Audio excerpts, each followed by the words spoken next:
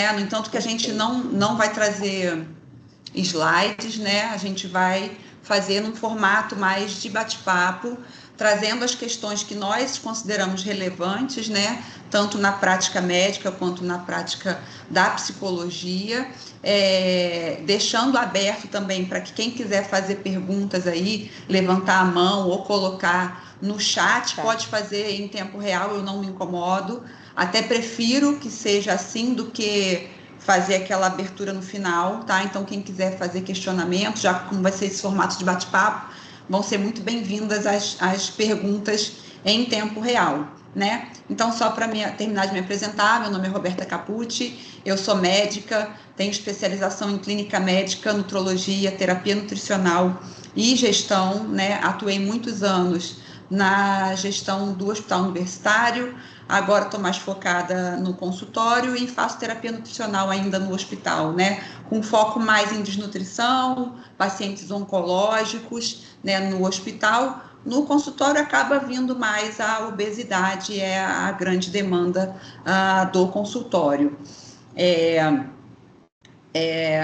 Também trabalho na prefeitura, trabalho na Secretaria da Mulher, tem um programa de educação em saúde lá, então gosto muito de lecionar, embora não tenha uma disciplina que eu lecione propriamente dito, é uma coisa que eu gosto muito de fazer, de trazer conhecimento, de discutir. Eu acho que a gente aprende também, toda vez que a gente estuda para ministrar algum tema, a gente acaba aprendendo também, e essa troca eu acho muito legal.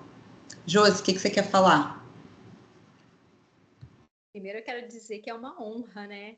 Estar do lado dessas mulheres incríveis, assim, que eu admiro como profissionais, né? E, assim, a gente está sempre aprendendo, ouvindo vocês, acompanhando vocês, participando de tudo isso, é maravilhoso. Então, estou muito honrada de estar aqui hoje e vamos embora, vamos falar para o pessoal aprender, né? Para a gente fazer essa troca gostosa, que eu também acho muito isso, que a gente não só ensina, mas a gente aprende o tempo inteiro, né? Com paciente, com troca com um colega de trabalho, com pessoas das áreas diferentes, então vai ser uma coisa bem gostosa aqui hoje. Certamente. E eu vou ajudando Quer vocês. começar, Josi? Eu vou ajudando vocês com o chat. Quando tiver perguntas, podem ficar tranquilas, para vocês não precisarem se preocupar com isso. Perfeito. Então, vou começar, né, que a gente já começa falando sobre a questão da imagem, né, corporal, que a gente tem visto tanto se falar, e o quanto essa questão da imagem ela tem a ver com o que a gente pensa sobre nós. Na verdade, quem nós somos, a ideia de feio, bonito, legal e não tão legal, vem exatamente dos nossos sentimentos e emoções que a gente vai aprendendo quando a gente é pequenininho lá na infância, né? Onde a primeira noção de se nós somos bonitos ou feios vem da nossa família. Que eu sempre falo aqui com os pacientes que os pais acabam fazendo o erro de começar a colocar etiqueta nos filhos, né? Então, um é mais magrinho, o fulano é magrinho, o outro é gordinho, o outro é altinho, o outro é baixinho. Os pais acabam por um erro, né, de entendimento, que hoje a gente tem mais essa possibilidade desse conhecimento, mas eles não tinham. Então, essa ideia de gordo, magro, alto, baixo, de fazer você se enxergar, começa na família, né? Através dos rótulos que a família acaba dando para a gente. Então, o que eu penso ser é aquilo que eu acredito ser. E aí eu vou trabalhando em cima disso. E aí vem a outra questão, que o alimento na família é uma forma de comemoração, é uma forma de jogar as emoções, e hoje a gente tem visto cada vez mais o alimento como fuga. Então, quando eu estou triste, eu quero comer, quando eu estou feliz, eu vou comer para comemorar, né? Quando eu estou ansioso, eu como porque eu estou comendo aquela emoção da ansiedade ali, aquela coisa que eu quero que aconteça. Então, a gente começou a ter uma relação muito ruim com o alimento. E aí a gente para e pensa, em algum momento isso vai trazer, né, um resultado. E aí a gente começa a perceber o mundo todo voltado para isso. As pessoas querem ser magra porque elas pensam que a felicidade está nesse corpo, nesse formato de corpo. E, na verdade, a gente esquece que a felicidade está no modo como a gente se posiciona na vida, como a gente se posiciona sobre nós. Então, recapitulando, começa lá na infância, onde a gente é rotulado em família. A partir do momento que a gente é rotulado em família, a gente acredita naquele rótulo e passa a se comportar dessa forma. Ao crescer, a gente faz o terceiro passo mais preocupante, que é a comparação. Hoje, mais do que tudo, comparação com a rede social. A gente vê na rede social os blogueiros, né, as musas fitness, ou seja, a gente olha aquele biotipo e pensa, esse é o biotipo do sucesso, da felicidade, da alegria, da realização. E aí eu olho meu biotipo, não tem nada a ver com aquele, eu falo, pronto, eu nunca vou ser feliz, porque eu não vou conseguir ser essa pessoa, eu não vou conseguir ter esse corpo. E aí, onde tudo começa a ficar ruim, porque as emoções vão ficar ruins e o que eu vou fazer? Lembra do que eu falei lá atrás? Eu vou comer as minhas emoções. E aí eu vou desenvolver, né, os transtornos, os distúrbios que a gente já conhece. Então, eu tanto posso comer as minhas emoções, como eu também posso desenvolver a bulimia, a anorexia. Mas hoje a gente escolheu, né, eu e a Roberta, a gente conversou antes, a gente escolheu falar da compulsão alimentar, porque é uma das coisas que está muito mais em voga. Por quê? Porque eu quero continuar comendo como eu sempre comi, ou seja, comendo as minhas emoções, mas eu quero ficar magra, só que eu quero ficar magra rápido. Então, eu fico compulsiva, mas eu uso meios, entre aspas, rápido, para eu chegar no corpo que eu quero e a minha cabeça me dizer que por causa disso eu posso continuar comendo, porque eu consegui emagrecer, eu consegui perder, eu estou magrinha, então eu posso. Então, eu falo muito no consultório porque eu também trabalho com pós-bariátrico, e aí eu sempre falo para ele, e também quem está querendo fazer a bariátrica, eu faço esses atendimentos, né, para liberar. E eu converso muito com eles exatamente sobre isso. Não adianta o seu corpo ficar magro e o seu cérebro continuar compulsivo, porque você vai fazer o procedimento, seja, né, as canetas famosas, seja a bariátrica, e continuar comendo como se tudo fosse antes. Ou seja, você tem que mudar o seu estômago, mudar o seu pensamento, o seu corpo, o seu manequim, mas principalmente mudar o seu hábito alimentar. Aí a gente volta lá, como era a relação dessa pessoa com comida, como era a relação dessa pessoa com a comparação, porque tudo isso tem que ser quebrado. Eu só vou ter um pensamento saudável para me alimentar de forma saudável se eu quebrar todas as crenças negativas que eu fui alimentando a vida inteira em relação ao corpo, em relação à comida, porque senão não adianta nada. Eu mudo meu físico, mas o meu pensamento continua lá, ó, na criança que a mãe, que a família falava, ah, essa é gordinha, ah, essa é feia. Se eu não mudar isso, eu nunca vou conseguir mudar a minha realidade atual. Então, mostrar para as pessoas milhões de possibilidades, e entre elas, o seu biotipo. Se você fica bem num X corpo, se é da sua densidade óssea, tudo isso a gente tem que ensinar para o paciente. Olha para você, qual é a sua altura, qual a sua densidade óssea, olha para a sua família, olha a hereditariedade, tudo isso tem que ser levado em consideração. Porque senão uma pessoa que teoricamente tem uma tendência a ter a cintura fina, né? E pouco seio, ela vai querer ter o quê? Um peitão, ela vai querer ter um biotipo que não é do biotipo dela. Então, isso vai trazer muita frustração. Então, a gente aprende a mostrar para o paciente que ele precisa entender a realidade a qual ele está inserido. Se ele não tiver essa ideia, que ele nunca vai, eu sou alta e eu tenho um biotipo mais volumoso, mas eu quero pesar 40 quilos. Aí a gente precisa explicar para essa pessoa que se ela chegar nesse peso, ela pode adoecer. Então, a gente tem que ir quebrando essas ideias e mostrando para a pessoa que existem coisas que ela vai olhar, vai achar bonito, mas não cabe para ela. Não tem como, sabe? Não dá, não vai ter jeito, mas ela pode chegar no lugar ideal. E aí, esse lugar ideal, você vai calçando devagar, desmistificando todas as crenças negativas que ela tinha sobre ela, que veio aprendendo da família e das comparações, para ela passar a se aceitar, lapidando o que ela já tem de legal, né? Porque todos nós temos coisas bonitas. É porque a gente, quando se olha no espelho, a gente já olha com a ideia de achar coisa feia. Ninguém olha no espelho assim, deixa eu ver se meu cabelo tá lindo hoje. A gente já olha e fala, nossa, meu cabelo tá horrível. Nossa, aqui, ó, uma ruga. A gente nunca olha querendo achar coisa boa. O nosso cérebro já é ali naquele comparativo. E, ó, eu vi aqui que essa modelo tá com o rosto lisinho. Aí vou lá olhar o meu, e o meu não tá. Mas você já parou para se olhar como você é e não comparar com aquilo que é dito bonito? Então, a gente começa a pecar quando a gente começa a olhar para a gente e pensar assim, se eu não tenho aquele corpo, se eu não tenho aquele rosto, se eu não tenho aquele cabelo, então eu não sou bonita, então eu não sou feliz, então eu nunca vou ser feliz. Então, a gente tem que trabalhar todas essas crenças que o paciente vem trazendo desde lá atrás, na vivência dele, nos comparativos que ele fez, para que a gente faça ele mudar o pensamento e passar a se enxergar como ele é, para lapidar aquilo que ele não está achando que está legal. Correto? Quer acrescentar, Roberta? Quero sim, quero pegar o gancho da infância, né, para falar que para além da nossa percepção, né, no mundo, né, dessa influência na formação do nosso entendimento do eu, tem vários comportamentos familiares que vão impactar até na forma da pessoa se alimentar, né? Então, venho trazer aqui um que é muito comum, né? A gente força, todas as crianças, todos nós, nascemos com o centro da saciedade regulado.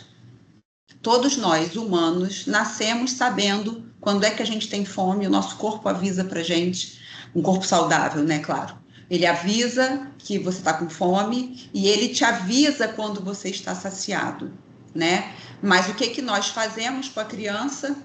Come tudo, comeu pouco, come mais, tem que raspar o prato, né? O que a gente está ensinando para essa criança quando a gente fala isso para ela? Que ela não sabe o quanto é o suficiente para ela. A gente desregula esse centro de saciedade da criança e ensina ela a passar do limite, a comer até se sentir mal, né? Porque quando a gente come além do limite, a gente se sente mal. E é isso que as crianças sentem quando elas dizem: eu não quero mais, e o pai e a mãe obrigam a comer mais um pouco, né? Porque qual é o papel do pai e da mãe no desenvolvimento alimentar, na introdução alimentar da criança? É um só: ofertar comida de qualidade. O quanto a criança vai comer, quem decide é ela. A quantidade de alimento deveria ser controlada pela criança, mas não é assim que a gente faz.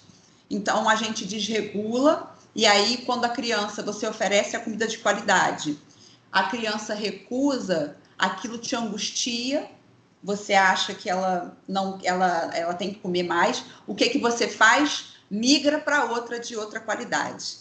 Migra para aquelas que têm excesso de sabor, para as guloseimas, e abre mão da qualidade em detrimento da qualidade. Você quer quantidade, você quer que a criança coma em quantidade.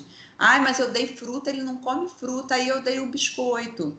Então, quando a gente recebe no consultório os pacientes com obesidade infantil, a culpa é da criança? Né? Vamos questionar. A culpa é da criança? Ela recebe salário? Ela vai ao mercado comprar? É ela que prepara a comida? É ela que prepara o prato? Geralmente não, né? Na verdade, nunca é, né? É tudo uma questão do ambiente familiar. Então, o que a gente fala hoje? Para além desse impacto na primeira infância, essa desregulação, esse comportamento dos pais, tem um outro comportamento também: chantagem. Então a gente faz chantagem com comida. Se você fizer não sei o que, eu te dou um sorvete. Se você fizer não sei o que, eu te dou... Então a gente tem chantagem. Tem a chantagem para comer também. Enquanto não sair enquanto não acabar tudo, não vai fazer tal coisa. A gente usa a comida na chantagem. E a gente usa a comida como calmante emocional desde criança, tá? A criança está estressada, está birrenta, está não sei o que lá. Toma um chocolatinho que você está ocupado, né? Você está precisando que a criança pare um pouquinho para você fazer alguma coisa. Filha, toma aqui um chocolate, toma aqui. A criança teve uma decepção com alguma coisa. Ah, não, filha, não fica assim, não. Vamos ali tomar um sorvete, vamos ali comer uma pizza que você gosta. Então, a gente ensina. Esse comportamento que os adultos hoje demonstram adoecido, de não reconhecer quando estão saciados, de transformar a emoção em comida, e de usar a comida como fuga, inclusive como chantagem, isso é um comportamento aprendido dentro de casa, né? Então, o que a gente tenta trabalhar um pouco, quando eu tenho pacientes que têm crianças em casa, embora isso não tenha nada a ver com o tratamento da pessoa, eu costumo fazer esse tipo de sinalização para que ela não reproduza com as crianças da casa o que ela aprendeu, né? Então, a gente também tem um grupo até de apoio à maternidade, em que a gente fala, ele começou como apoio à amamentação, mas depois a gente passou para a introdução alimentar, e a gente fala dessa questão do comportamento, e a gente busca orientar essas famílias a não estragar o centro da saciedade do filho, e a não transformar a comida nessa moeda de troca e nessa coisa da compensação. E aí senão vira aquele eu mereço, né? E outro dia eu vi na rua, eu vi hoje na Broadway, quem é de Vassouras aí pode passar, tem uma cafeteria na Broadway que está escrito assim na parede, eu mereço. Eu mereço sempre acaba em obesidade ou dívida. Sempre. Eu mereço acaba em obesidade ou dívida, né? E aí, com isso, somado a tudo isso, hoje nós temos um ambiente obesogênico, né? É uma cultura com muito sedentarismo, né? É tudo muito fácil, praticidade, alimentos práticos, é tudo a um estalar de dedos, né? Você tem comida pronta, em abundância, né? Que você não precisa nem preparar, a comida já está pronta e cada vez mais industrializados. Para trazer essa facilidade, a comida que você tem que preparar, ela não é fácil, né? A comida de verdade, ela exige preparo, você tem que separar um momento do dia para aquele momento do preparo, né? Já as comidas prontas, os ultraprocessados, essas mais práticas, elas são extremamente industrializadas e manipuladas, e cheias de aditivos químicos e que influenciam negativamente o nosso metabolismo e que culminou nessa epidemia, né, de obesidade que nós estamos tendo, epidemia global, né, de obesidade. Num paradoxo, né, de que o ideal continua sendo a magreza há alguns anos, né? O ideal, o corpo ideal, ele muda, né? A sociedade muda, a cultura muda, o padrão muda. Então, a gente pode citar que, assim, numa época mais medieval, ser gordinho que era sinal de beleza, né? Porque era quem tinha condições de se alimentar. Numa época muito miserável, ser magro era sinal de pobreza e a realeza era mais rechonchuda. Então, a saúde tinha a ver com corpos mais corpulentos, né?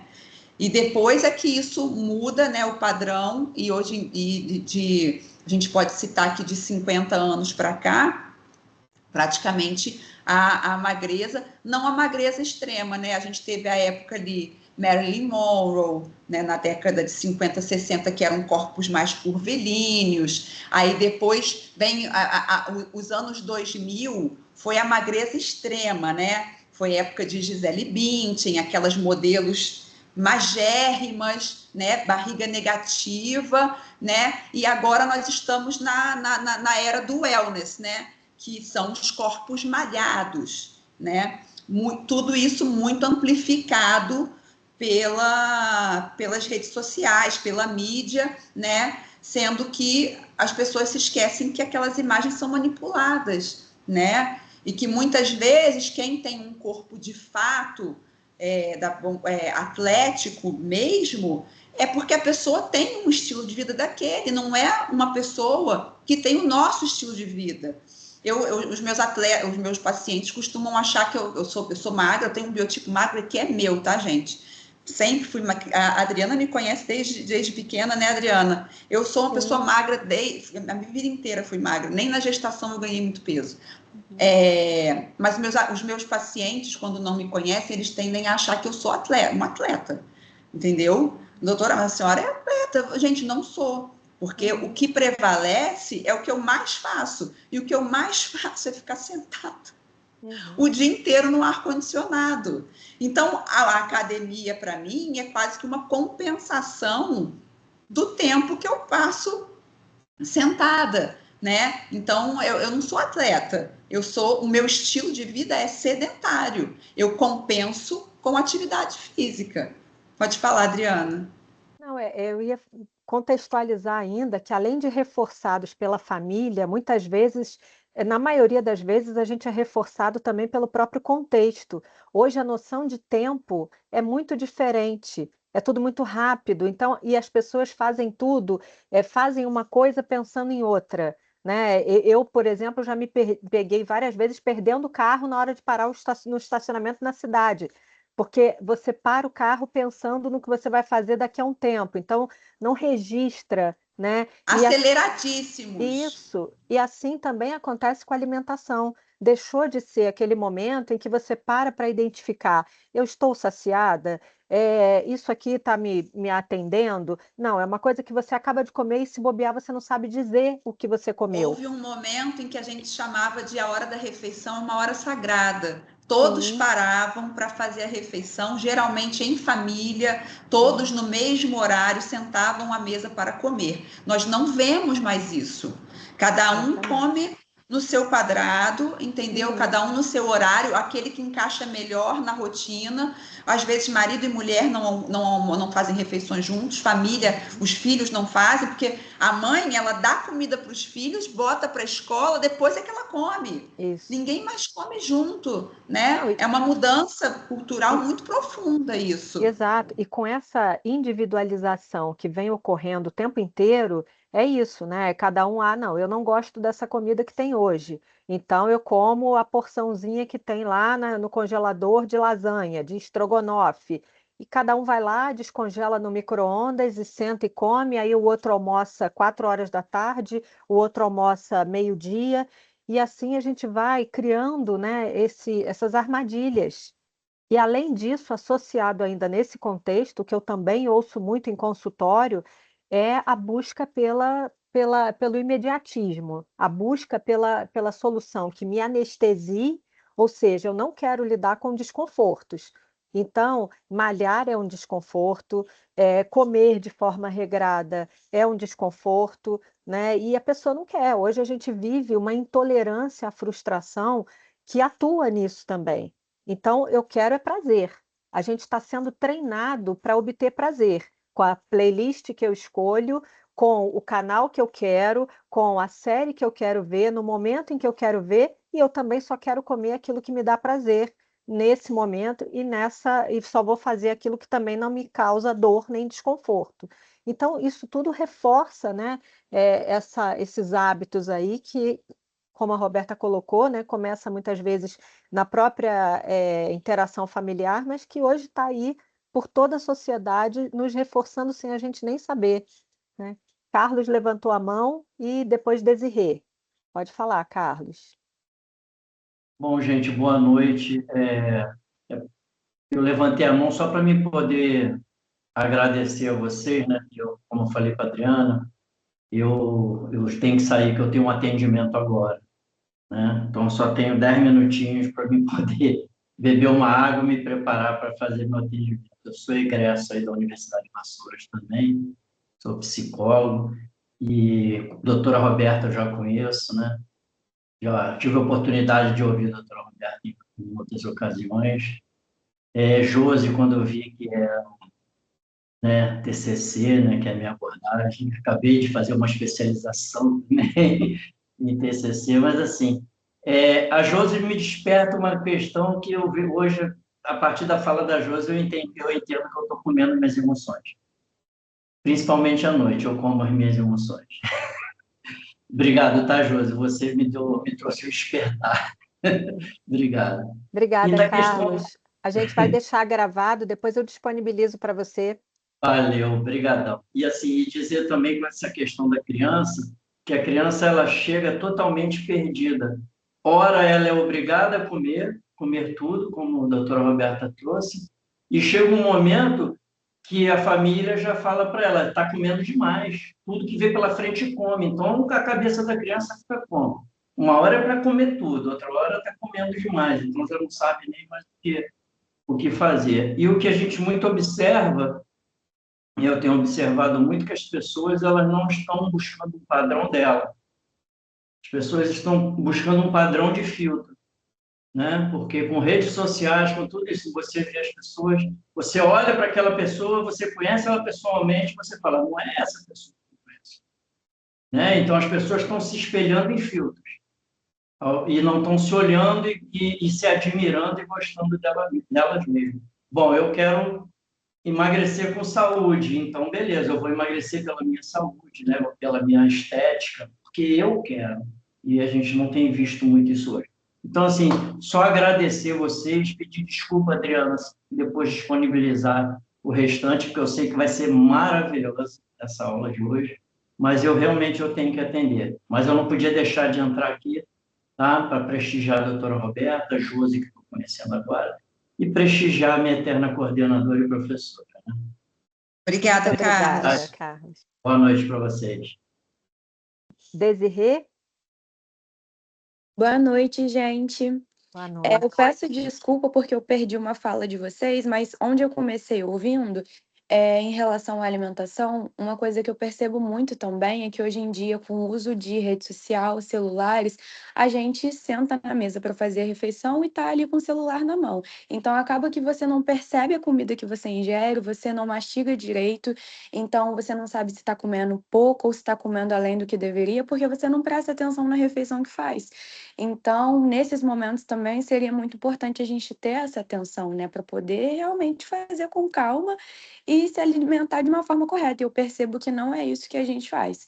Eu sou desse meio saudável, eu adoro treinar, adoro me alimentar bem. Então, todas as vezes que eu percebo que eu sento em frente à TV ou que eu pego o celular para assistir alguma coisa, eu tento sempre mudar o meu comportamento e falar, não, agora eu preciso comer direito para eu prestar atenção no meu alimento, até para eu perceber quando eu estiver saciada e não Quando extrapolar você comer tem, mais do né, que eu um lugar deveria. em que é muito pequeno o seu E é isso. estoque, então não tem como a gente colocar muita coisa ali dentro. Mínimo mesmo, tá? Não tem o que fazer. E aí, Seria gente, isso para a minha fazer esse cálculo, contribuição, gente. Desirê, é isso aí mesmo. E isso também é um comportamento ensinado em casa. A gente tem visto cada vez mais pais usando a TV como distração mesmo, né, para a criança, porque enquanto a criança está vendo TV, ele vai enfiando a colher na boca da criança e a criança nem está vendo. E aí, nessa, ele consegue botar os legumes, as verduras, aqueles que a criança, quando olha, ela rejeita, né? Mas quando ela está distraída, ela aceita. Então, esse é um artifício cada vez mais usado pelos pais, mas que é péssimo.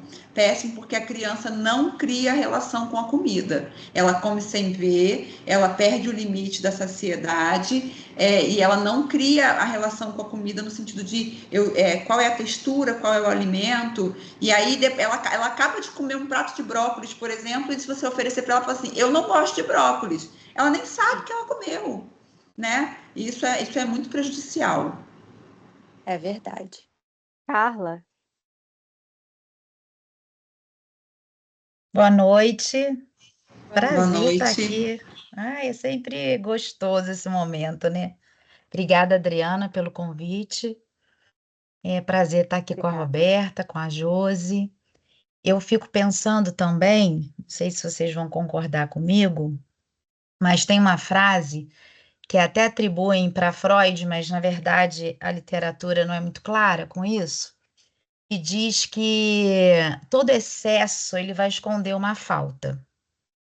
E aí, quando a gente vai pensar em faltas, né, a gente pode pensar nesses excessos também, quando a gente vai pensar neles, essas compulsões, né, que estão ligadas a esses excessos, a gente pode pensar em outros excessos do tipo bebida, né? Pessoas que são dependentes, né? E com vício, né? Dependência química mesmo.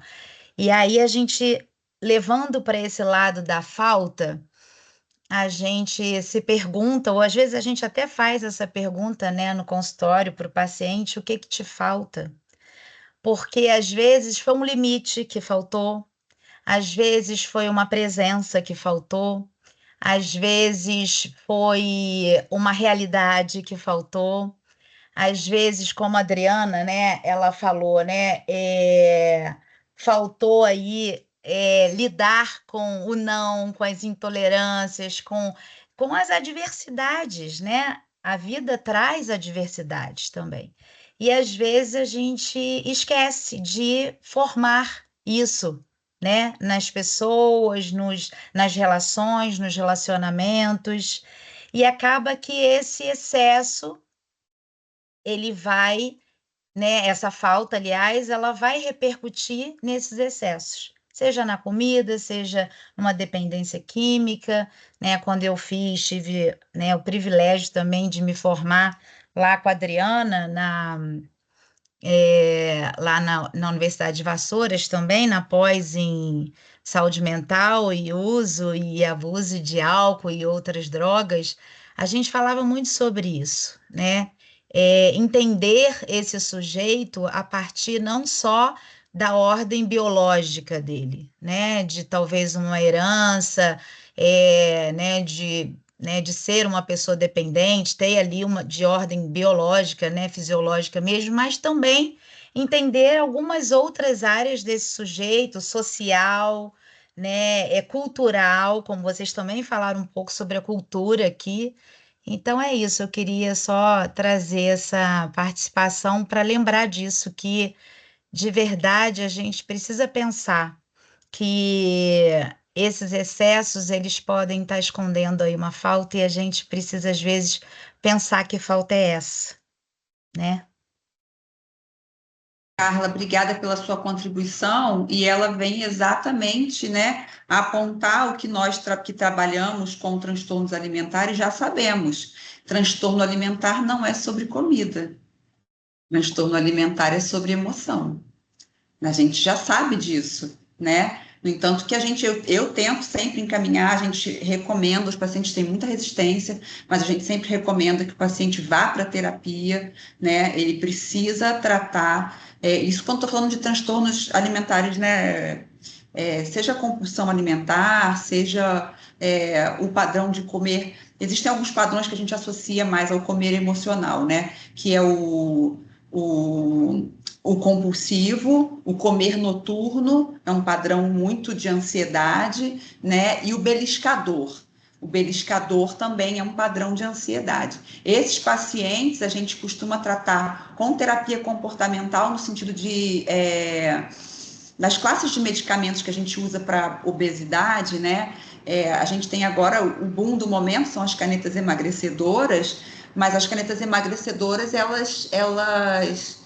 elas tratam comportamento, mas o foco delas é uma questão metabólica, elas mudam metabolicamente o paciente, de forma que isso acaba modificando o comportamento dele também. Mas até o surgimento dessas drogas, o que nós tínhamos de arsenal terapêutico eram drogas que mudavam o comportamento, né? Todas drogas de sistema nervoso central. Drogas anorexígenas, antidepressivos, medicamentos para compulsão, né? A gente usa, inclusive, um dos medicamentos que a gente tem oral para tratamento da obesidade, a associação BUP com naltrexona. Para quem trabalha com autodroga, sabe que naltrexona é uma droga de alcoolismo.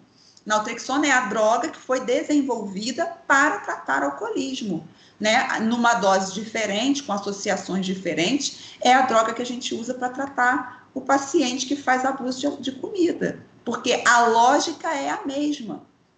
É a mesma, a gente não está tratando, não é sobre comida, é sobre emoções e abuso.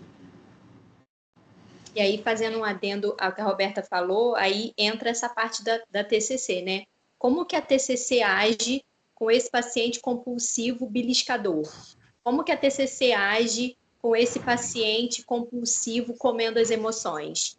Com o beliscador, a gente trabalha o questionamento socrático. Para quem, né, sabe na TCC o que é, já entendeu, mas quem não é, vou explicar. É um autoquestionamento que a gente faz para fazer a pessoa cair em si. Então, geralmente, eu faço no consultório assim com o paciente. Qual foi o último horário da sua refeição? Ah, Josi, eu almocei meio-dia. Mas 12:40 eu queria comer alguma coisa, eu estava fissurada, eu queria. Aí você vai aprender a se perguntar, o que eu queria comer? Eu queria comer um biscoito. Aí você vai perguntar para você queria comer um biscoito porque você está com fome física ou fome emocional? Eu queria comer um biscoito porque eu quero. Mas por que você quer? Se você acabou de almoçar, você almoçou bem? Então você vai fazendo um questionamento com a pessoa até ela entender que aquela necessidade do biscoito é uma necessidade da compulsão. É uma necessidade, de repente, porque ela está vendo que a hora não está passando?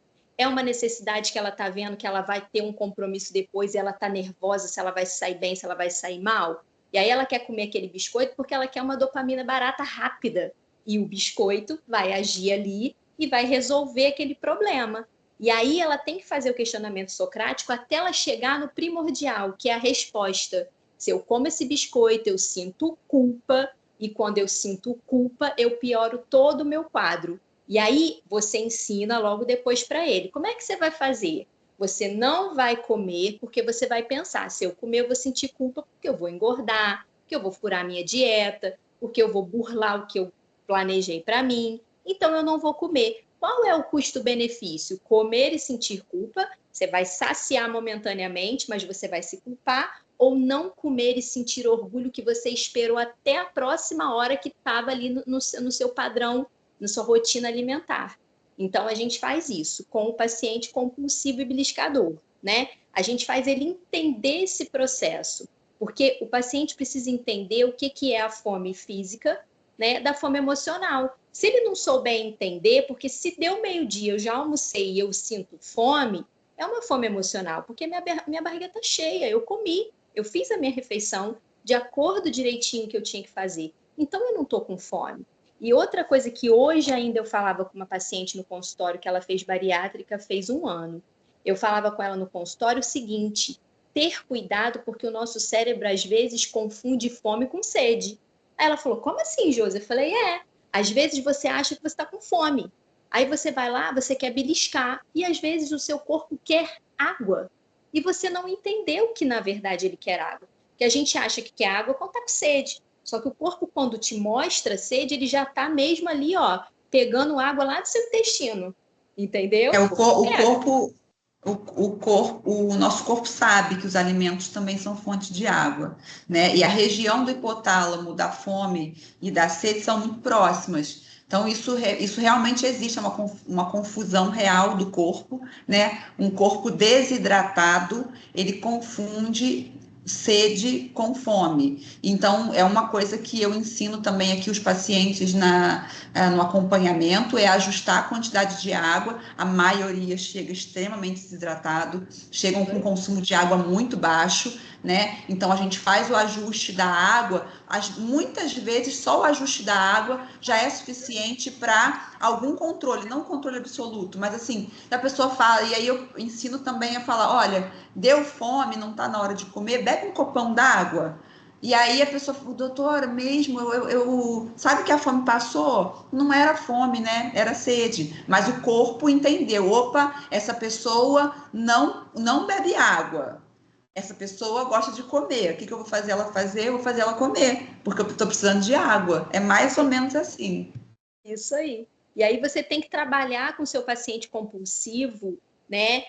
Toda essa questão. Você precisa mostrar para ele como funciona o corpo dele, porque se ele não entender o funcionamento do corpo dele, o que o corpo dele é capaz ou não de fazer para o cérebro mandar esse comando, ele nunca vai saber como lidar. Então, assim, é uma psicoeducação misturada com uma conscientização, misturada com o comportamental. É igual a questão do belisco, né? Alguns pacientes reclamam muito do belisco. Ah, Josi, eu tenho necessidade de estar, sabe? Aí eu falo, gente, presta atenção. Se é um vício disso aqui, porque é o vício do movimento. do maxilar. É um vício comportamental. Então, a gente troca esse movimento do catar e pôr na boca e mastigar por algo tranquilo. Você quer ver a vontade do petisco sair rapidinho? Você está aqui vendo um filme. Ah, mas eu já comi a minha pipoca feita, caseirinha, bonitinha. Mas eu quero mais. Dá uma pausa no seu filme ali, dá uma pausa na sua série, vai dar uma volta no quintal, pega o cachorrinho, vai dar uma volta com ele no quarteirão para ele fazer um xixizinho, bebe uma aguinha, bate um papo com alguém, depois você volta para o seu filme. Porque, na verdade, você já comeu o que tinha que comer, mas você quer estar exercendo o movimento da mastigação e do enfia a mão no pote e põe na boca. Então, é igual o ex-tabagista, rapidinho, Josi, o ex-tabagista fica com coisinha assim, ó, já repararam? Que é um vício de comportamento mesmo, isso né? Aí. Motor, é um vício motor. Então, você tem que mostrar para esse paciente que não é a vontade de comer, é o vício motor que você tem que mostrar para ele. Desconfigura, mostra para o seu cérebro que você pode fazer outra coisa com a mão. Então, você pega um joguinho, tem aqueles finger toys. Eu falo muito com os pacientes beliscadores, compra finger toys, que são aqueles brinquedinhos que você liga e desliga a tomada, puxa e volta. Então, eu falo para eles, pega essas coisas, use essas coisas na hora da vontade do belisco, que você vai usar as suas mãos para outra coisa, que não para fazer algo que vai gerar culpa. E aí, às vezes, por causa da culpa, você entra no 880. Ah, eu já furei a minha dieta hoje, pronto, agora eu vou tomar uma Coca-Cola, agora eu vou comer não sei o quê, e aí você, ladeira abaixo. Então, você tem que ensinar o seu paciente métodos que ele possa substituir aquilo que é ruim para ele por algo funcional para que ele mantenha o passo a passo daquilo que ele está ali buscando para a vida dele. Porque senão ele não consegue. É muito difícil. É comportamento mesmo, é vício. A Camila fez um comentário aqui no chat que eu achei muito importante também a pessoa entender por que isso acontece, né? Ela colocou aqui que ela eliminou 16 quilos, mas que ela sente uma angústia muito grande porque ela não se reconhece no espelho. E que ela tem medo que isso se torne também mais um gatilho para a compulsão alimentar. E é real, né? O nosso cérebro, ele tem uma memória fotográfica de todo o nosso corpo. Então, aquilo que a gente é durante tanto tempo é aquilo que prevalece como memória e referência, né, para as nossas próprias percepções, autopercepções. Tanto que a gente vê comumente acontecer o membro fantasma, a pessoa que teve uma amputação e ainda por tempos ainda ela se vê com aquela perna ou com aquele braço que não existe mais, atribuindo até coceira, né, a sensação de ter que puxar a perna na hora que alguém vai passar. Então, o nosso corpo ele também demora esse tempo, né, para ajustar essa informação ao nosso cérebro. E porque o cérebro trabalha, a Roberta com certeza vai poder falar sobre isso, ele trabalha para compensar, ele trabalha para manter aquele padrão que é reconhecido por ele. Né? Sim, e essa questão do não reconhecimento, né, é o mesmo mecanismo que impede a gente de ver que está engordando.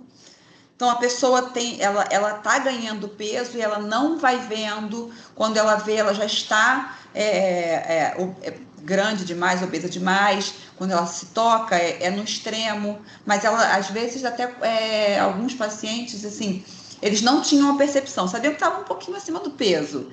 Aí um dia alguém tirou uma foto. Aí ele fala assim, mas essa pessoa aqui sou eu, porque não é assim que ela se vê no espelho. O espelho, ele mostra a nossa distorção, a nossa percepção. A gente acha que enxerga com o olho, mas não é. Quando a gente se olha no espelho, a gente olha com todas as camadas, né? Com todo o revestimento de emoções. Assim como tem aquele ditado de quem ama o feio, bonito lhe parece, né? É mais ou menos a mesma coisa. Quando a gente olha para aqueles nossos queridos, a gente não consegue ver a feiura propriamente dita neles, né? E em nós a mesma coisa, porque a gente tem essa distorção sobre o nosso próprio corpo. E o contrário acontece também. Os pacientes que chegam aqui na consulta falam, doutora, não emagreci nada, tenho certeza. Chega na balança, emagreceram. Eles não conseguem ver que estão emagrecendo. Agora, como que é o nome da pessoa que fez o comentário, Adriana? Camila. Camila? Camila, obrigada pelo seu comentário. Pô, é a primeira vez que eu ouço um relato assim, me chama bastante atenção e vou ficar mais atenta a isso, né? E só fazendo um paralelo aqui, eu sei bem o que é não se reconhecer, porque esses cabelos são alisados, mas há muitos anos. E quando eu engravidei, eu precisei parar de fazer alisamento e eu insisti por 5 anos após a gestação que eu vou sustentar os meus cachos, mas eu não me reconhecia. Então, embora eu nunca tenha ouvido isso aqui no consultório, eu sei bem o que é olhar no espelho e não se reconhecer. Então, obrigada pelo seu relato, vou estar mais atenta a essa possível queixa dos meus pacientes. Sim. E uma saída que eu acho que é importante, além da terapia, claro, é importantíssima, é você começar a mudar essa visão que você está tendo, pensando em todos os benefícios que você conquistou com esse novo eu. Isso vai te ajudar também a aceitar essa nova pessoa que você está enxergando.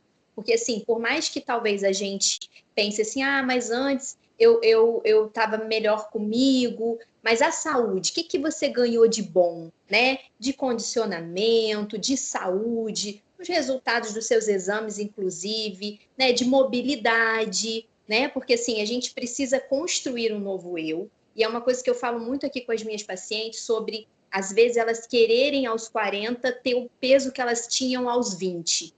E aí eu falo, é tão bom a gente poder mudar de fase e entender que o nosso corpo aos 40 é diferente dele aos 30, e tudo bem, sabe? Eu preciso me adaptar a esse novo eu. Eu preciso olhar que vantagens hoje eu tenho com esse corpo mais magro, com esse corpo de 40 anos, com esse corpo mais saudável. Eu preciso buscar as vantagens dessa mudança, porque senão a gente fica muito preso ao eu do passado. E o eu do passado talvez traga para a gente a falta de oportunidade de perceber esses avanços, de perceber essas novas vantagens. Então, se eu puder te dar, né, uma dica aí de TCC para você lidar com isso, faz uma lista de todas as coisas positivas que esse novo eu que você está com dificuldade de reconhecer, esse novo eu está trazendo para você. Faz uma listinha e para pensar. Olha quantas coisas boas esse novo eu trouxe, que o meu antigo eu, onde eu me reconhecia, não me proporcionava. E aí você vai começar a aceitar esse novo eu aí com mais tranquilidade. Mas faça terapia. Uma outra questão também que a gente ouve muito, né? Eu tenho recebido muito paciente no consultório com esse relato, pós-plástica, pós-cirurgias reparadoras, né? Então, assim, as pessoas costumam chegar isso relatado por elas próprias, mas eu levei a foto para o médico, eu levei a foto de como eu queria o meu bumbum.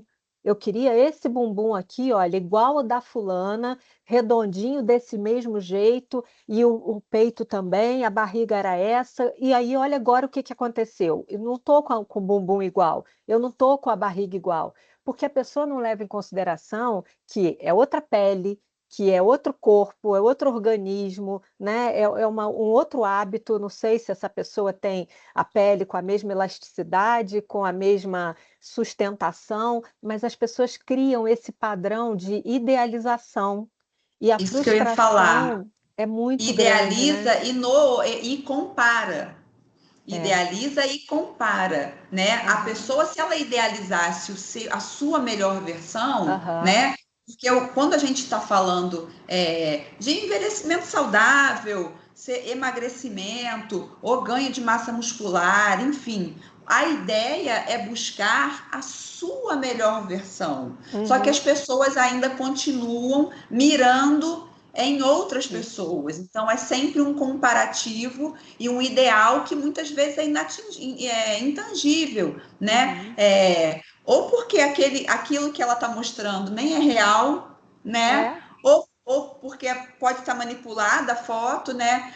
Acho que o pessoal, talvez a maioria seja mais jovem, mas quem é assim, dos 40 mais que nem eu, vai lembrar que teve uma vez que foi um mau amigo, a Suzana Vieira pousou para uma revista e estava visivelmente photoshopada. Vocês lembram disso, Adriana? Deu um bafafá e ela depois veio se retratar, pediu desculpa e tal.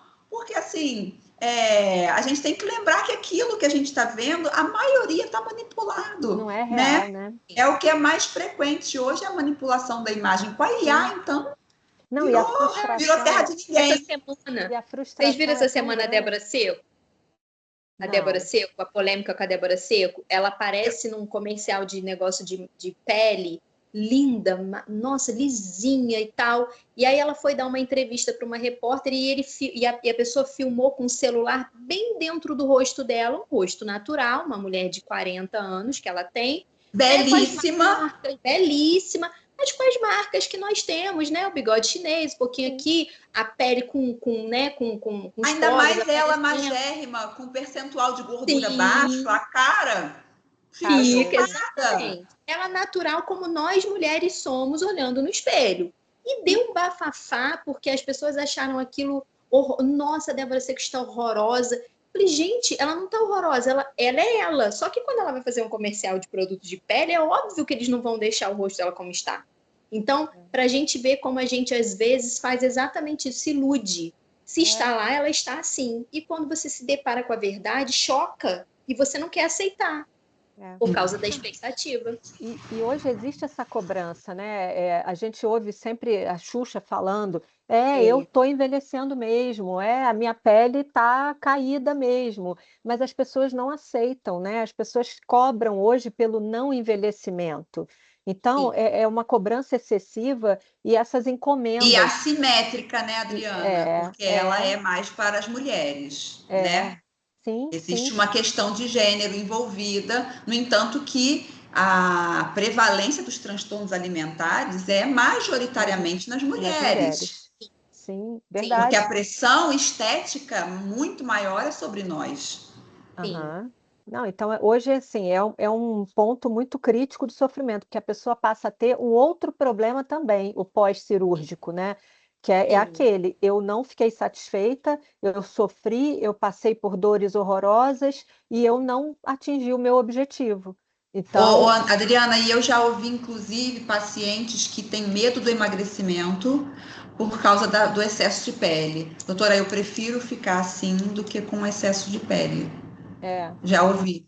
Também. De alguns. Também. E aí a gente tenta trabalhar na perda de peso saudável, né? A gente sabe que a partir de 5% de perda de peso corporal, a gente já tem benefícios como a queda da mortalidade, redução de AVC, redução de risco cardiovascular. Então, nessas pessoas mais resistentes, a gente acaba trabalhando o possível, né? Bom, então vamos emagrecer um pouco, vamos emagrecer aqui 5% do seu peso, coloca o 5% como meta inicial, a pessoa alcança, a gente dá uma de Dilma, dobra a meta, né? Aí vai fazendo assim.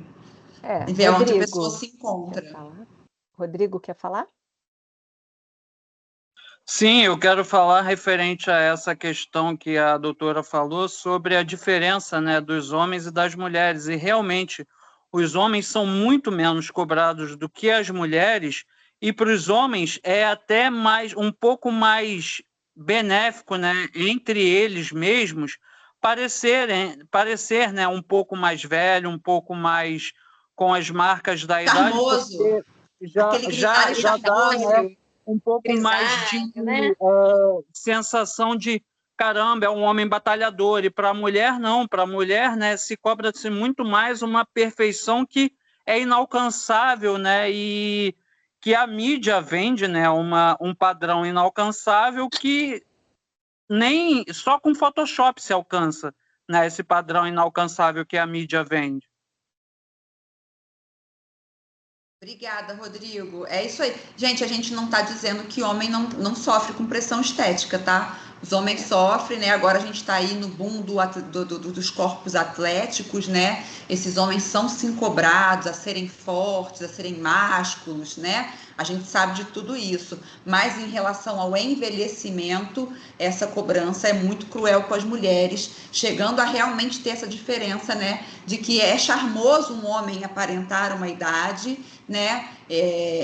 A gente chama os grisalhos, né? Tem até uma tara das mulheres com os homens grisalhos, enquanto que a mulher mostrar um cabelo branco é desleixo, né? Tem que estar sempre com o cabelo pintado, unhas feitas e esses detalhes todos, e sempre, né, muito lisinha. Então existe essa assimetria de cobrança. A gente sabe que a origem disso, né, é essa questão do homem provedor, né? Então, teoricamente, um homem jovem, ele ainda não tem sucesso na vida, né? E o homem mais velho, maior a probabilidade de ser bem-sucedido. Então, quanto mais bem-sucedido, mais poder aquisitivo, mais ele pode bancar e ser provedor de uma mulher, e aí ele escolhe quem? Uma mulher jovem e bonita. Então, é essa disparidade que fez essa diferença, que desenvolveu essa diferença de padrão de beleza entre homens e mulheres, né? Então, a mulher, quanto mais bela e jovem, o homem, a idade pode sinalizar um status, né, financeiro melhor, e no sentido de ser provedor, né?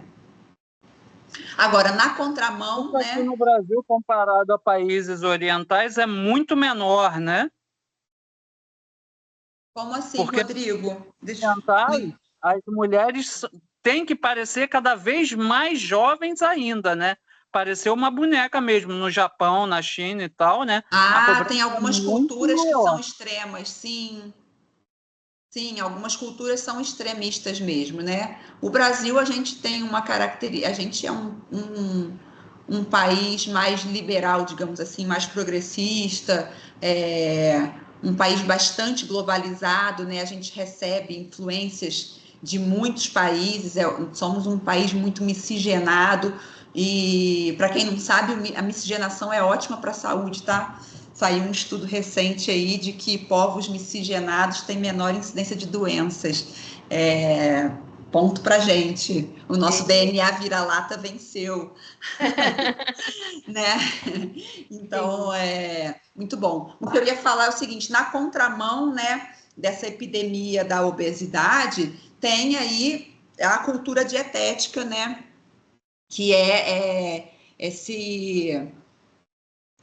o controle absoluto, né, a alimentação puritana, né, a obsessão pelo comer limpo, e é tão transtorno quanto ser obeso, né? Então, qual é o limite, né? O que é o saudável? A gente está com dificuldade de traçar esse limite, né? Qual é o limite do saudável? E o que é um transtorno, né? E isso para os dois lados, porque se eu perguntar para aqui, a gente está com 65 pessoas na sala agora, quem é que já sentiu insatisfação com o próprio corpo? Certeza que mais de 50% da sala vai levantar a mão, né? Então, ter insatisfação é ter transtorno? Não necessariamente, né? Você pode estar insatisfeito e saber lidar com isso, ou lidar de forma saudável, né? O transtorno é aquilo que realmente impacta a sua saúde física, impacta a saúde mental. Esse é o ponto de corte. Então, tanto eu já comi com ansiedade. Certeza que Josi e Adriana também. Quem é que não teve uma crise de ansiedade que atacou uma barra de chocolate? Todo mundo tem. Só que se você ter um momento, é uma coisa. E você ter um padrão de rotina, de repetição, é outra. Essa que é a diferença entre um comer ansioso saudável e um comer ansioso patológico, né? E na ortorexia, a mesma coisa, né? Qual é o limiar do que é saudável, do que não é saudável? Quando a pessoa tem uma neurose, né, de comer certo, é justamente o nível de obsessão. Se aquilo é uma obsessão, já é patológico. Sim, né? Roberto, então, se ela... Oi, desculpa. Só queria registrar aqui antes eu achei que você já fosse passar para outro, mas assim, nós temos mais de 62 pessoas, porque a gente está com o 6º período assistindo a gente. Assistindo, é verdade, a turma com um computador só. Isso, a professora Bárbara, né? Professora Bárbara está lá com os alunos do 6º período. Oi, Bárbara. Desculpa interromper, pode seguir. Nada, obrigada. Então, o corte é justamente quando isso vira um transtorno. Isso começa a comprometer o desempenho da pessoa, é a pessoa que já não come mais fora, que evita reuniões sociais, porque o comer tem esse comportamento social, né? Então, a gente comemora todas as festas, não existe festa sem comida, né? Não existe comemoração sem comida, embora a gente deva, sim, estimular que a gente possa comemorar de outras formas. Não é que a comida não precisa estar presente, é que ela não precisa ser o centro, né? Então, a gente pode, por exemplo, começar, vamos fazer um passeio. O passeio é a comemoração. Poxa, vamos comemorar meu aniversário passeando lá no não sei aonde? Claro que durante o passeio vai ter o momento da alimentação, mas a alimentação saiu do centro. E o que a gente mais faz, geralmente, é vamos jantar, a comida é o programa, né? E a gente deveria treinar, fazer com que a comida não seja o programa. Então, a pessoa que está no oposto, né, da obesidade, do comer compulsivo, dessa coisa toda, do controle dietético, é aquela pessoa que não tem obrigação, porque também a gente tem que excluir aí os atletas, né? Os atletas estão na caixinha do lado, porque daí é profissão, né? Um fisiculturista pode ter um transtorno dismórfico corporal? Pode ter uma vigorexia, pode ter um transtorno alimentar, ele pode, mas teoricamente ele tem um motivo e ele está fazendo aquilo. Opa, nós caímos? Não. Não caiu, não. Não? Aconteceu alguma coisa na minha tela aqui. Na minha também. Mudou. Ficou tudo... Pronto, voltou. Voltou. Então, o atleta a gente tem que colocar numa caixinha separado, né? Lembrando que atletas de alto rendimento, geralmente, esporte de alto rendimento não anda de mão dada com saúde. Esporte de alto rendimento anda de mão dada com lesão, né? Então, lesão física, transtornos alimentares, enfim, lesões emocionais também, psicológicas, né? No entanto que agora tem a psicologia do esporte, tem uma área que está crescendo muito e extremamente necessária, porque ser atleta não é fácil, é uma cobrança muito grande, né? Então, os atletas, quando a gente está falando de alimentação, o atleta a gente tem que colocar numa caixinha separada, porque de fato aí a gente está em uma motivação maior, agindo como motor central. Então, a gente precisa avaliar com mais, de forma mais criteriosa, né? Para não confundir, né? Não, e uma outra coisa também que a gente está com muitos nutricionistas aqui, né? Temos nutricionistas formados e temos nutricionistas estudantes aqui. Uma outra coisa que eu vejo também, tem um lado bom que hoje a gente tem, né, um bombardeio na internet de dietas, de comentários, de estímulos, de receitas, mas também, por outro lado, a gente está vendo muito as pessoas se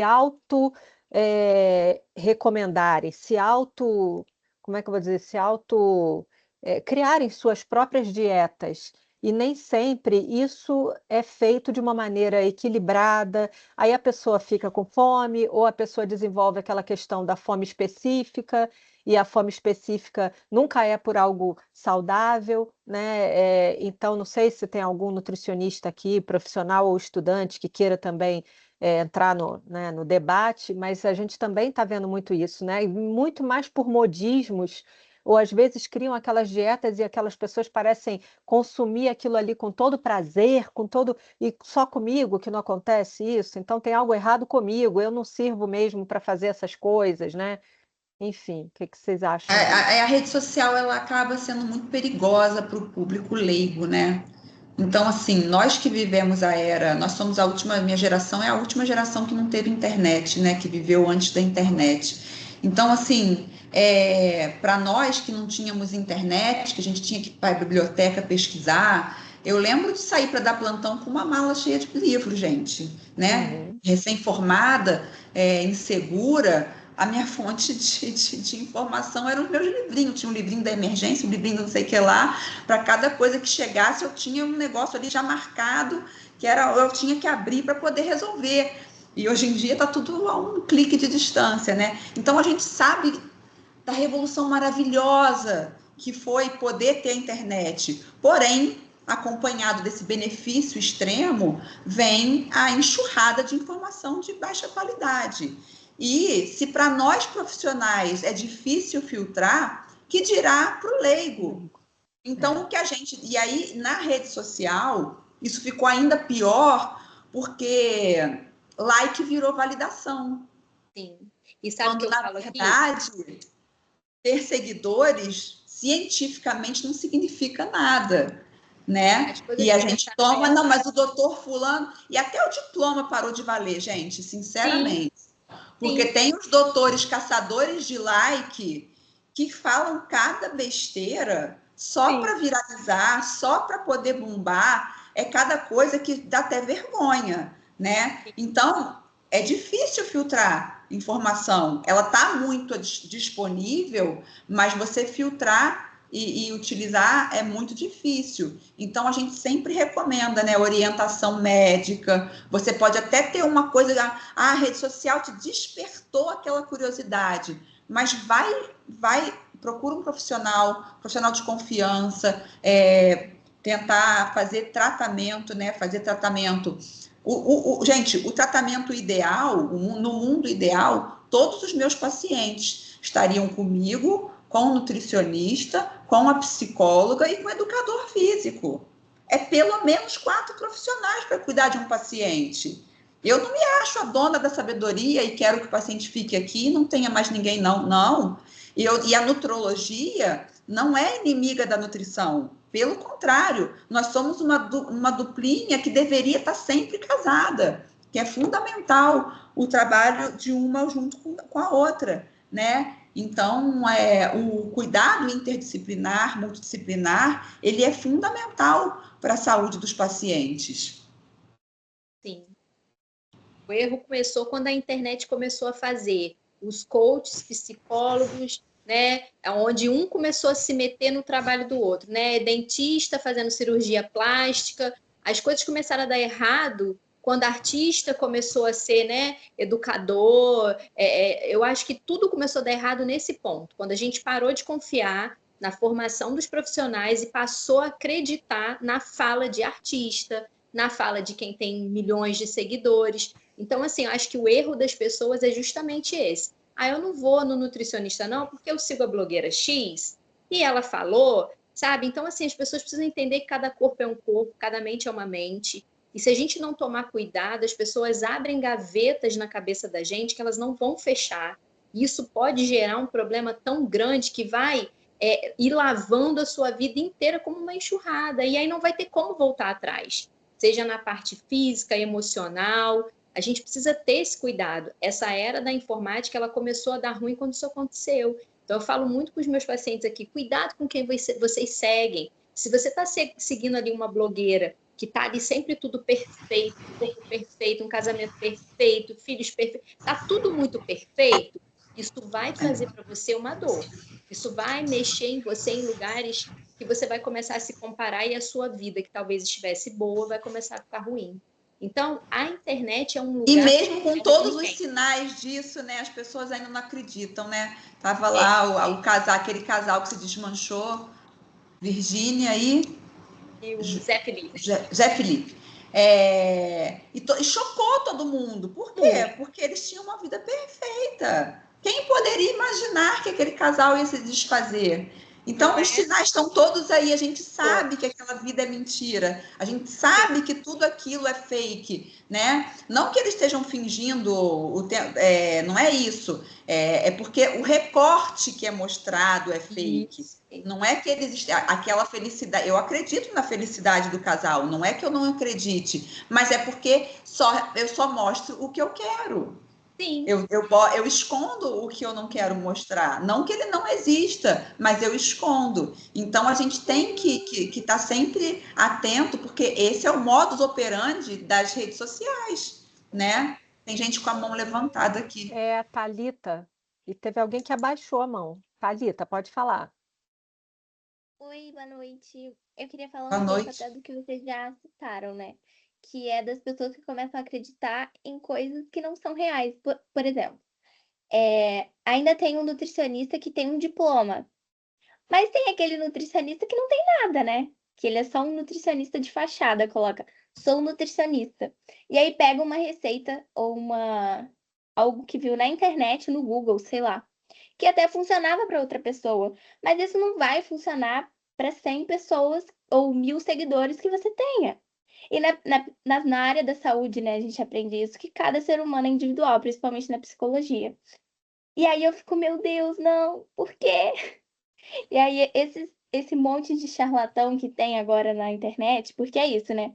As pessoas estão procurando like. Então, assim, tudo que é sensacionalista, tudo que é, ai meu Deus, se você não fizer desse jeito, você está fazendo totalmente errado. Gente, pelo amor de Deus, eu não aguento. Acho que isso é o que mais afeta, né? Porque quando a gente vai lidar com isso numa clínica, por exemplo, tô fazendo psicologia, né? E como que você reverte isso? Porque tem um milhão de pessoas falando que isso é o certo. E tem o seu diploma brigando com 1.000 seguidores, sabe? Isso é Aí é uma frustrante. escolha, né? Aí, Thalita, a gente acaba tendo que escolher, né? Eu quero estar certo, eu quero ser feliz.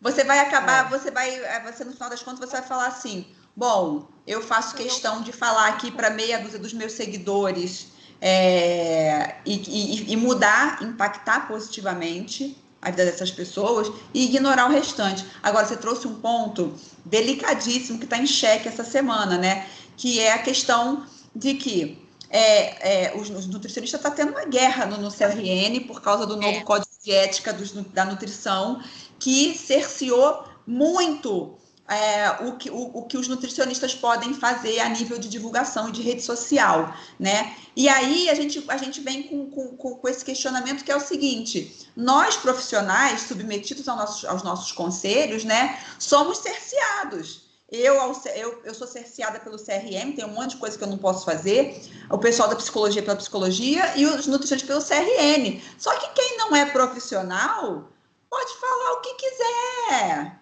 o quanto quiser. E essas pessoas, nem punidas pelo que falam, elas podem ser. Né? Elas podem divulgar. Não que eu seja contra a liberdade de expressão, tá? Eu sou quase uma libertária em termos de ideologia. Eu sou a favor de que cada um fala o que quiser, faz o que quiser, basta arcar com as responsabilidades das suas palavras, das suas ações, né? Mas é uma briga injusta, porque a pessoa que não é diplomada, ela pode falar o que ela quiser. Ela não tem nenhum tipo de sanção que ela vai sofrer, a não ser que ela ofenda diretamente e tenha um processo judicial em que ela seja condenada por ofender alguma pessoa, nada vai acontecer. Enquanto que nós podemos até perder registro no conselho se a gente divulga alguma coisa inadequada, se a gente burla alguma norma, né? É desigual. É verdade, na psicologia acontece isso também, né? Eu tinha levantado a mão, depois eu baixei. Tem alguém falando. A gente Pode vê, falar. Não, fui eu que eu tinha levantado a mão, depois eu baixei. Eu sou egressa também. Pode falar. Eu sou formada pela Universidade de Vassouras, pelo curso de nutrição. Me formei agora em fevereiro, sou recém-formada. E eu vejo muitas coisas, né? Era só para complementar mesmo a sua fala, que a gente vê, né, na internet, no Instagram, muitos influenciadores colocando N coisas, né? E aí muitas pessoas batem palmas, porque são os artistas colocando. E quando a gente coloca alguma coisa, quando a gente fala alguma coisa, aí eles falam, não, mas fulano de tal botou que pode comer pedra, porque pedra vai fazer o milagre. E você não pode falar porque você está errado. Só que você estudou para aquilo, você tem base científica, né, naquele conteúdo, mas aí eles não acreditam, porque você não é fulano de tal, né? E aí você tem que ficar dando murro em ponta de faca para provar que aquele alimento vai fazer bem, mas não, é quase, eu não sei nem pegar a palavra certa, né? Tem o Mas, bem e assim, tem o mal, tem... tanto bater no martelo que faz bem, quanto para convencer de que faz mal, né? Tem os dois lados, né? Sim, pois Sim. é, pois é. Gabriela, E é fazendo bem... uma menção ao que você falou, eu me lembro que um tempo atrás as pessoas ficaram me enviando no Instagram uma técnica para ansiedade que você tinha que colocar gelo na palma da mão e deixar o gelo ali porque aliviava a ansiedade, aquilo era maravilhoso. E aí eu recebi uma enxurrada desse mesmo vídeo, várias pessoas me mandando e falando: olha, Josi, olha. E aquilo me deu uma raiva tão grande, porque eu falei assim: a gente estuda anos, a gente faz, eu fiz especialização em terapia cognitivo-comportamental no Rio. E a gente vê as pessoas trazerem uma coisa tão idiota, né? Desculpa o termo, mas é tão idiota, que eu falei, só para pensar 5 minutinhos. Se você acha que o gelo na sua mão vai fazer você sair dessa crise de ansiedade, você vai ter que andar com um cooler pela rua. Porque se você tiver uma crise num lugar onde ninguém vai ter um gelo, você vai surtar, sabe? Então, assim, como que a pessoa ensina uma técnica como eficaz, onde você não tem subsídios para lidar com ela em todos os lugares? Você precisa ensinar seu paciente a ter técnicas que ele possa usar desde que ele esteja preso dentro de um elevador, até no meio de uma festa ou dentro de casa, e que ele não tenha que precisar de nada para ele ter que andar com uma mochila nas costas, com um cooler na mão, você entende? Então, assim, foi muito difícil isso, colegas da psicologia, a gente ficou muito revoltado, e eu comecei a denunciar todos os posts que repostavam isso. Fui denunciando, mas a gente se sente vazio, sabe? A gente se sente sozinho, a gente se sente injustiçado, porque você tem ali toda a teoria na sua mão e você não pode usar, né? Então, assim, é muito triste a gente ver o que a internet causa na gente, né? O que a internet invalida o nosso diploma, o nosso estudo, né? As nossas especializações. É muito triste. Bárbara, professora Bárbara, Gente, está querendo Bárbara, falar. querida, Obrigada. maravilhosa. Olá, sexto período. Obrigada pela presença.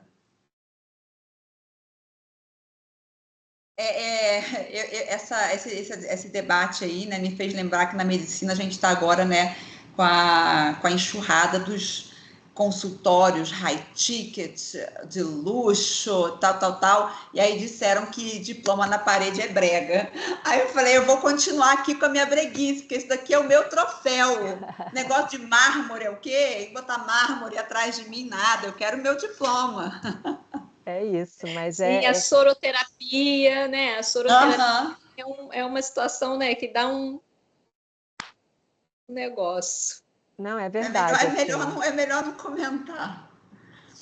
Não, e é verdade, a gente hoje é quase que laçado, né, por todas essas imposições, e por todos esses modismos, né, e até mesmo na própria medicina a gente tem observado isso, né, Roberta? As pessoas estão adotando tratamentos e pacotes, eu fui uma vez procurar uma situação, até por conta de exames, de tentar equilibrar algumas coisas, e assim, eu quase não consegui sair de lá porque eu fui laçada. A pessoa já queria me dar uma injeção lá na hora.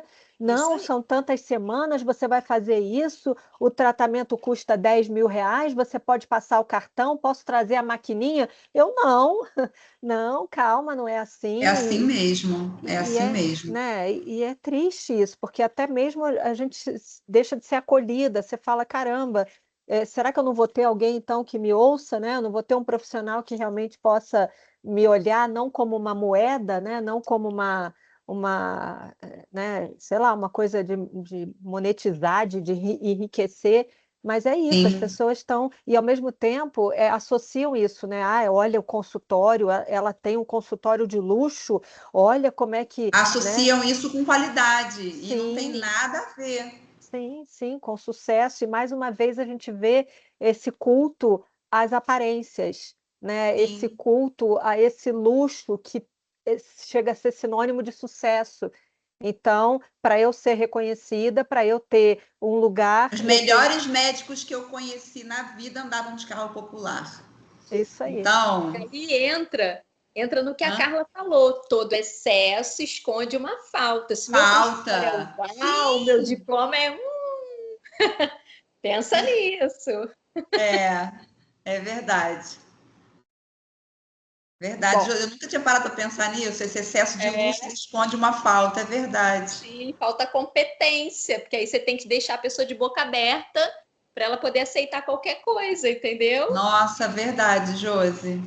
vira uma coisa meio de choque, né? Uma relação meio de choque, em que você impressiona e você se esconde atrás disso. Então, aquilo ali fala por mim. Então, eu não preciso provar a minha competência porque eu apresento todo esse cartão postal. E isso é que me garante, né? Então, as pessoas têm se escondido atrás disso, né? A gente vê, não, hoje o objetivo é montar um consultório com alta tecnologia, com os mármores mais caros, né, com os móveis mais estilosos e nada contra quem tem um bom gosto, quem quer usar um ambiente Sim, acolhedor, mas não é a uma gente, crítica a é, 100% dos profissionais, é só sim, uma explanação de como isso é uma forma de enganar, né? isso, Na maioria dos casos, não em todos, mas isso. na maioria dos casos, isso é uma forma de enganar. Exatamente. E assim, as pessoas já estão fragilizadas, né? Um paciente que procura a todos nós aqui, tanto o nutricionista quanto a médica, psicólogos, eles já estão fragilizados. Ninguém está indo ali porque está amarradão e olha, estou feliz da vida comigo mesmo e quero só, né, corroborar. Não, as pessoas. Então, a gente vê um profissional que se aproveita dessa fragilidade e já vai num ponto em que ele fala aquilo que a pessoa já está ali remoendo para conseguir garantir esse lugar. E a pessoa sai dali, se disser para ele que ele tem que comer tijolo porque isso vai fazer o bem para ele vai comer o tijolo, e em pouco tempo ele está ali frustrado, chateado, porque só com ele não dá certo, né? Então, como eu disse, a pessoa acaba acumulando mais um problema, que é a frustração ou uma resistência maior agora que para o novo profissional conseguir quebrar é difícil, né? Quantas de vocês já receberam aí, né, pacientes que já passaram por inúmeros outros profissionais e já chegam para nós bem mais resistentes? Olha, eu até vim, mas eu já sei que não vai dar certo. Eu até vim, Sim. mas eu já sei que não dá certo. E aí a gente acaba tendo um trabalho e um tempo que se perde a mais para quebrar essa resistência e conseguir a adesão do paciente, né? Sim. É. E aí, gente, alguém quer comentar mais alguma coisa? Alguém gostaria Deixa eu de... ver minhas anotações se eu esqueci alguma coisa aqui. Josi também, se quiser contribuir mais aí, um Ah, eu fechamento. vou falar só uma coisa aqui para a gente finalizar, né? Que o oposto da cultura dietética, né, que a gente usa como estratégia, é o comer intuitivo, né? Então, que é reaprender a ler os sinais do seu corpo, né? Reaprender os sinais de fome verdadeira, que é o que a Jo estava falando, né? Então, não sei como é que o comportamento dos nutricionistas que estão aqui, quem quiser falar será muito bem-vindo, né? Mas eu não ensino meus pacientes a comer de X em X horas, né? Então, é comer quando tem fome. É claro que isso exige um planejamento, não é... Ah, eu vou comer quando tem fome, seja o que Deus quiser. Não, é ter um planejamento para ter disponível os alimentos certos. E é claro que se você vai ter uma janela de alimentação determinada e depois tem muitas horas que você não pode comer, é preferível que você coma, mesmo com pouca fome, você vai comer de forma mais moderada naquela janela, mas aprender a respeitar os sinais do corpo e tentar botar em prática esse comer intuitivo, que é comer quando você tem fome, beber quando tem sede, embora a gente force um pouco a água, porque a gente desaprendeu também, a gente aprendeu a silenciar a sede, né? Então a gente acaba não bebendo muita água. Tem gente que para de beber água por causa do banheiro, né? Ah, se eu beber água, eu vou muito ao banheiro, eu não posso parar no trabalho, eu não posso parar não sei o que lá, no lugar tal eu não posso. Então, reaprender a conviver com a quantidade adequada de água e com a quantidade adequada de idas ao banheiro que essa quantidade de água exige, né? Lembrando que no primeiro momento ela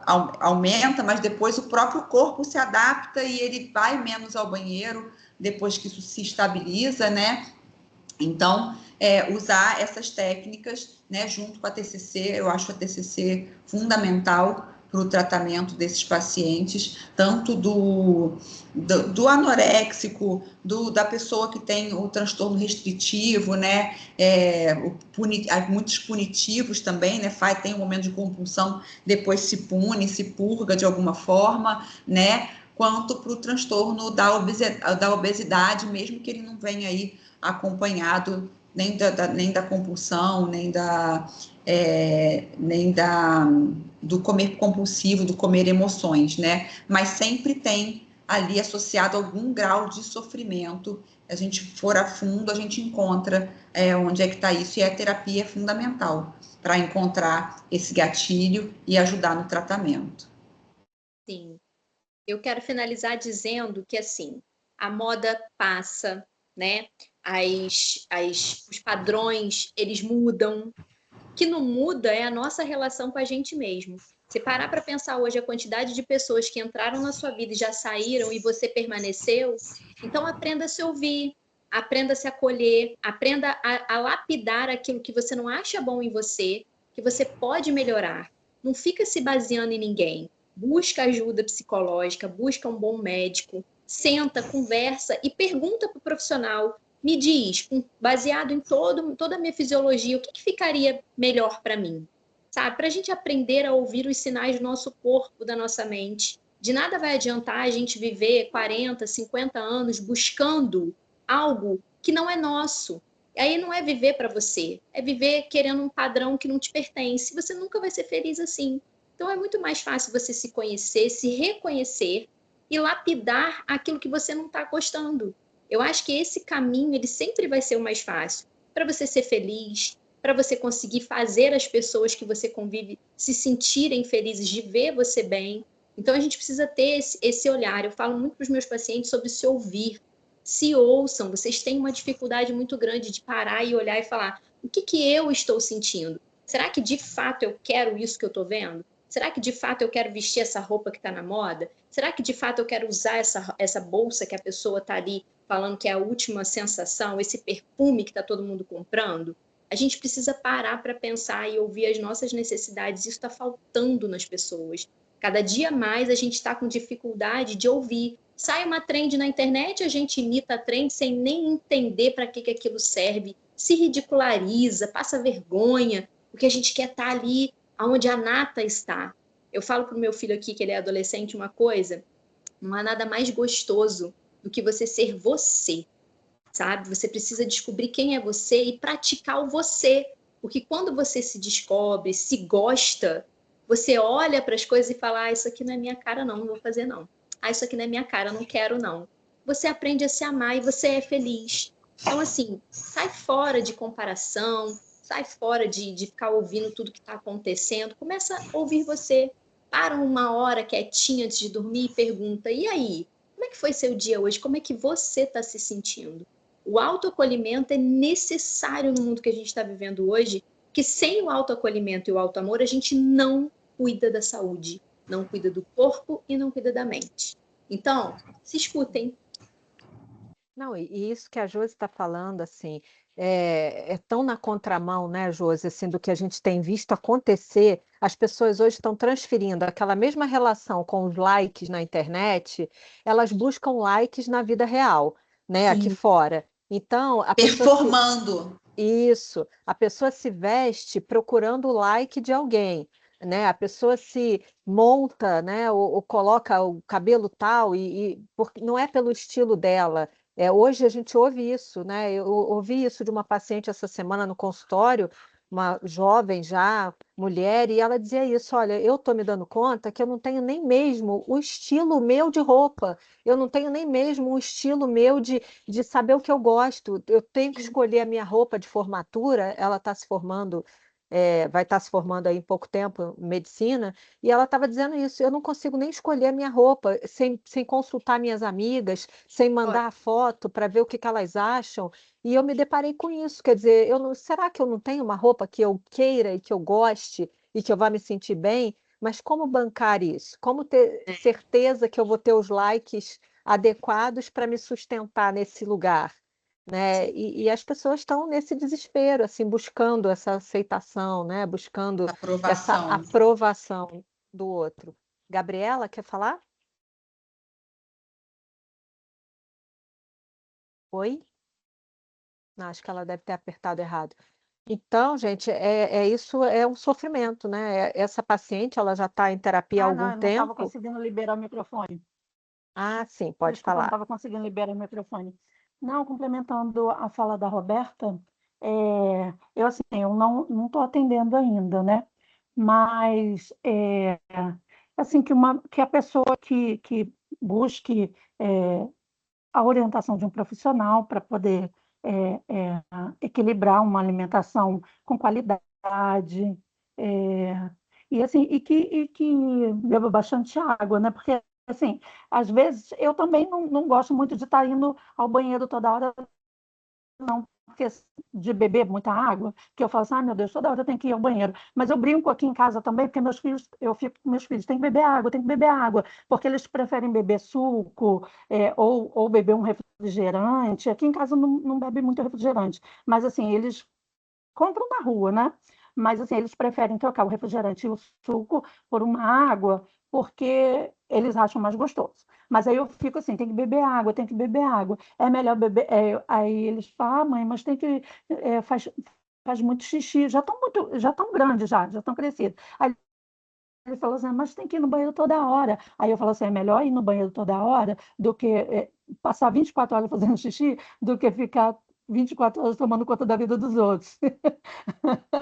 Aí eu brinco É, assim. Então, assim, mas é ideal que procure a orientação de um profissional para que uma alimentação com qualidade, né? E que aí possa, durante muito tempo, eu fiquei naquela, assim, eu não conseguia me ver filho, porque eu achava que estava feia, estava uma roupa, e aí eu achava que aquela roupa não estava legal. Aí eu me achava feia e não queria sair. Hoje em dia eu me sinto bem. Então, aí eu às vezes deixava de comer, não comia direito, porque eu queria emagrecer. Mas assim, você, você pode comer. Hoje em dia eu sei disso, né? Porque não é deixar de comer que você vai emagrecer. Você pode emagrecer comendo, né? Hoje em dia eu sei disso.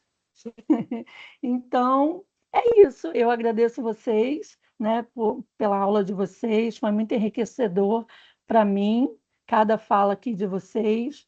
Eu agradeço muito. É, quando a coordenadora Nayara colocou o link aqui, eu quis logo participar, mesmo não sendo mais aluna, eu quis logo participar, porque aprender é sempre muito bom. Então, muito obrigada, tá? Pela que aula de bom. vocês. Eu fico feliz e registro mais uma vez aí a participação bem bacana, né? Mandei a divulgação para as coordenadoras de Maricá e Saquarema.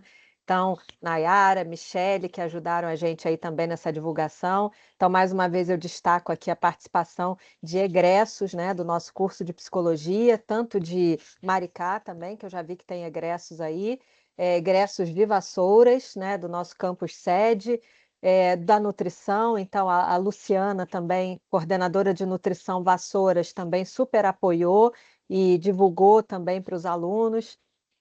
Mais uma vez, obrigada aí por terem enriquecido, né, todo esse nosso encontro e até deixar o convite aqui, que daqui a 15 dias a gente tem outro tema com essa mesma disciplina e que todos estão convidados aí a participarem aí conosco.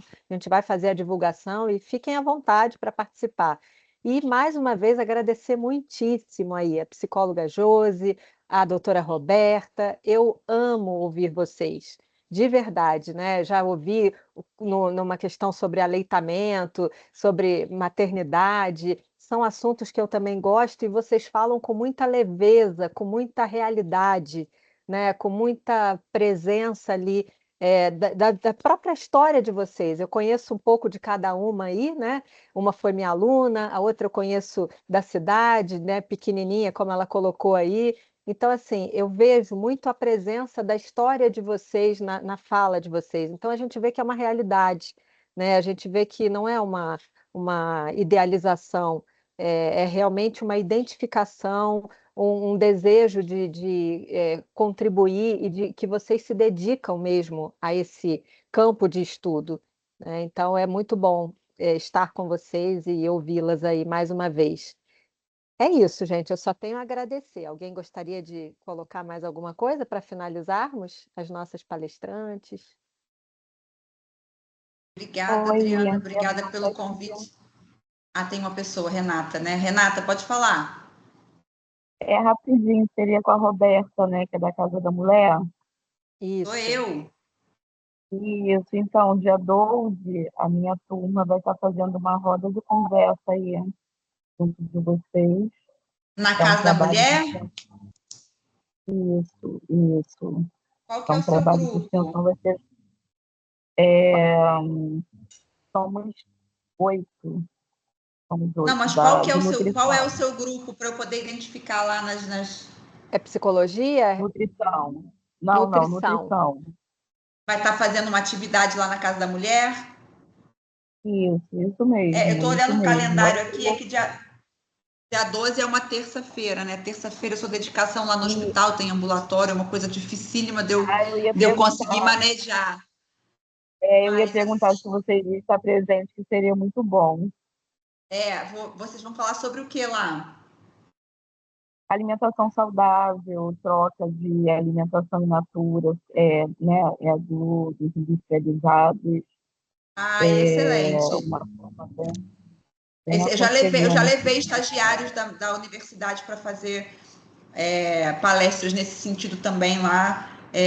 Mas que bom, fico feliz de saber que vai ter um grupo lá falando sobre esse assunto que eu tanto bato na tecla e que é um assunto que a gente precisa de repetição, né? Então, como a gente não tem uma cultura da boa alimentação, né? A gente tem uma cultura, inclusive, o nosso alimentar cultural, tem muitas coisas positivas, como arroz e feijão, que não são ração do governo, coisa nenhuma, mas a gente também tem os nossos vícios alimentares, assim, uma cultura um pouco errada. E aí, principalmente o pão com manteiga e café com leite, né? Que o paciente faz 4 refeições. Almoço é lindo, só que as outras 3 são café com leite e pão com manteiga. Então, é importante a gente falar e repetir como que é uma alimentação saudável de verdade, né? Como ler rótulo. Eu gosto muito de ensinar a ler rótulo, porque os pacientes costumam acreditar naquelas letras garrafais, e não é para elas que a gente tem que olhar, é para as pequenas, né? Porque o produto vai querer vender e vai dizer que ele é maravilhoso, mas na verdade, quando a gente vai ler nas entrelinhas, não é bem assim. Então, fico feliz de saber que vocês vão estar lá. Obrigada. Adriana, só para eu terminar com uma coisinha aqui, uma observação, né? Que tanto a magreza, a obesidade, né? Eu vou falar mais da obesidade especificamente, que é onde a gente vê mais isso, né? Existem esses movimentos que chegam a defender a obesidade, né? Que a obesidade não é doença, que a pessoa pode ser feliz obesa. Quando a gente fala de tratar a obesidade, ninguém está falando de estética, né? De estética. Não, e outra coisa, eu não estou dizendo que a pessoa é infeliz, né? Embora a gente estude que em muitos casos tem alguma coisa ali por trás, né? E a gente também não quer criticar, pelo contrário, eu trabalho com as minhas pacientes que elas se aceitem sim, como são, no sentido de não deixar que aquilo as impeça. Então, estar acima do peso não é impedimento para ir na academia, estar acima do peso não é impedimento para ir à praia, não é impedimento para usar um biquíni, não é impedimento para usar as roupas que ela gosta de usar. Isso é aceitar. É diferente de você estimular, né? E você não compreender que aquilo é uma doença que precisa de tratamento. Então, tá tendo aí uma polêmica aí com aquela atriz, acho que ela é cantora, que ela fez a bariátrica, e aí eu vi que ela andou chateada, porque as pessoas estão dizendo que, olha, esse discurso, você antes defendia a obesidade, né? E você dizia que era feliz e agora você operou. Uma coisa não exclui a outra, né? Ela podia sim estar muito feliz e muito bem com aquele corpo dela e ativa, uma mulher jovem, né? Os problemas ainda não tinham chegado. A gente sabe que um dia eles iam chegar, né? Assim, eu já recebi paciente no meu consultório. Aliás, eu tenho uma paciente que ela chegou para mim e ela foi muito clara. Doutora, a obesidade não me incomoda. Eu sou muito feliz com o meu corpo, eu sou casada, eu tenho uma vida sexual ativa e eu estou muito bem. Eu só vim porque agora eu comecei a ter limitações físicas.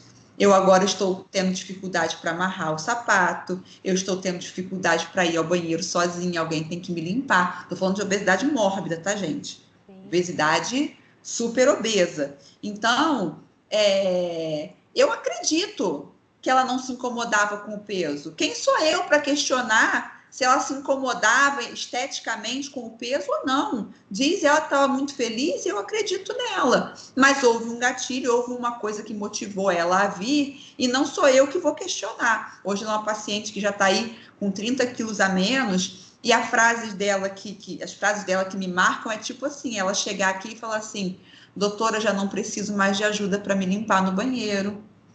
Essa pessoa vai chegar a ser magra, slim, fitness, modelo? Provavelmente não.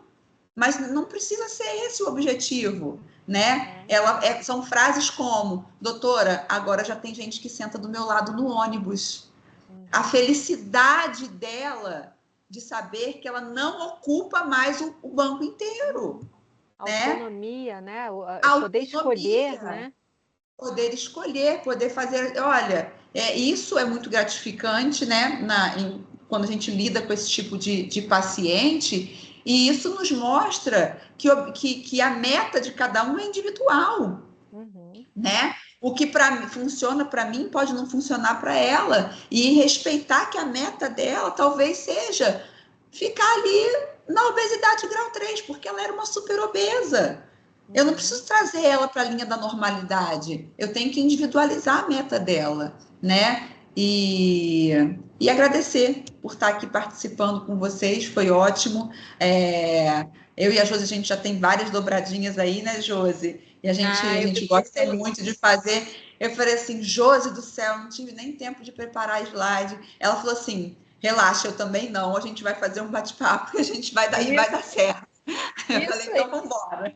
E foi maravilhoso, porque é isso, vocês falam do dia a dia de vocês. E eu sei como é que é a correria, né?